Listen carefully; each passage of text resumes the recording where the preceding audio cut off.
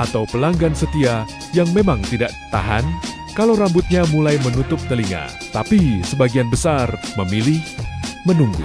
Mereka ingin gaya rambutnya berada di titik paling pas saat hari kemenangan tiba. Tidak terlalu pendek, tidak terlalu panjang, masih tajam di garisnya, masih rapi di sisinya, dan masih terasa baru ketika bersalaman dengan keluarga, tetangga, dan teman lama. Dan disitulah saya melihat sesuatu yang menarik. Ternyata bagi banyak orang, potong rambut bukan sekadar merapikan penampilan. Potong rambut menjelang Lebaran adalah bagian dari persiapan batin. Seperti membeli baju baru, seperti membersihkan rumah. Seperti menyiapkan kue di toples, rambut pun ingin berada dalam kondisi terbaiknya saat hari raya datang. Makanya, di awal puasa ini, saya tidak pernah khawatir ketika kursi pangkas lebih sepi.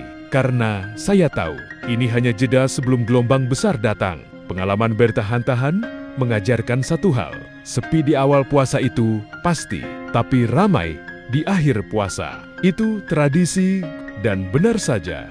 Biasanya memasuki minggu ketiga, pelanggan mulai berdatangan lagi.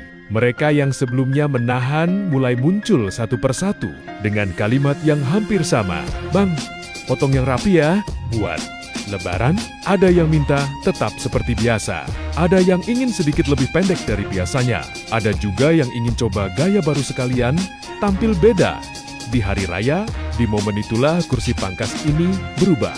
Dari yang awalnya lengang menjadi penuh cerita dan tawa. Karena potong rambut menjelang Lebaran selalu punya suasana berbeda. Ada rasa semangat, ada rasa bersih, ada rasa siap menyambut hari kemenangan.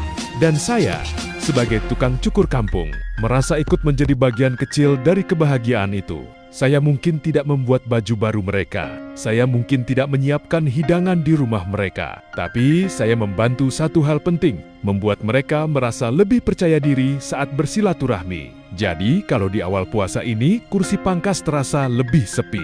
Saya tidak menganggapnya sebagai kehilangan pelanggan. Saya tahu mereka hanya sedang menabung satu momen. Momen ketika nanti duduk di kursi ini. Dengan harapan sederhana, biar pas Lebaran, rambut saya terlihat paling rapi. Dan ketika hari-hari terakhir puasa tiba, kursi ini akan kembali penuh. Gunting kembali sibuk, cermin kembali ramai. Karena begitulah siklusnya setiap tahun. Awal puasa menahan, akhir puasa merapikan, hari raya menampilkan versi terbaik diri, dan di kursi kecil ini, saya selalu jadi saksi perubahan itu. Jangan lupa like, komen, share, follow, atau subscribe channel ini. Karena di kursi pangkas ini, bukan cuma rambut yang dipotong, tapi cerita kehidupan juga ikut dirapikan.